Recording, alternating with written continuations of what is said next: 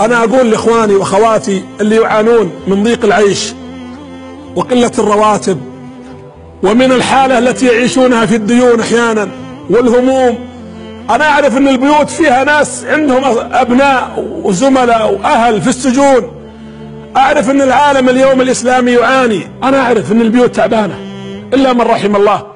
ونعرف أن فيه ناس اليوم، أنا متأكد أن فيه ناس يمكن 100 ريال ما هي في جيبه. ونعرف أن بعض الناس يمكن يا الله يجد كسرة الخبز.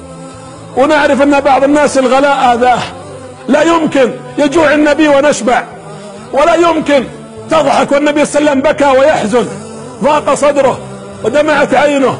وجاء عليه الصلاة والسلام يقول عمر بن الخطاب: خرجت من بيتي كنت لا أظن أحدا جاء إلا أنا رابط الحجر على بطني من شدة الجوع، قلت لا يوجد في المدينة أشد مني جوعا.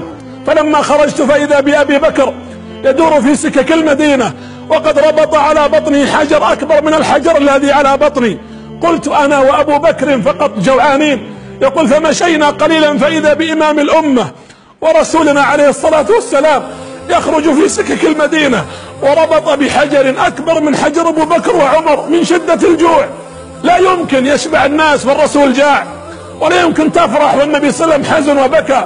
اصبروا على المصائب، تحملوا أقدار الله. قل اللهم لك الحمد، لك الحمد في السراء، لك الحمد في الضراء.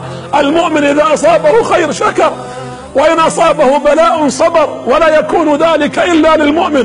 اصبروا، صابروا، رابطوا، اتقوا الله لعلكم تفلحون.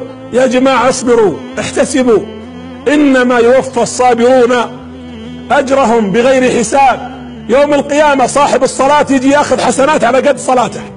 كم صليت خذ. صاحب الصيام ياخذ حسنات على قد صيامه. الله يضاعف طبعا لمن يشاء. لكن صاحب الصبر يصب عليه الأجر صبا، مثل ما تصب الموية على الأرض يصب عليك الأجر صبا على أجر صبرك. اصبروا.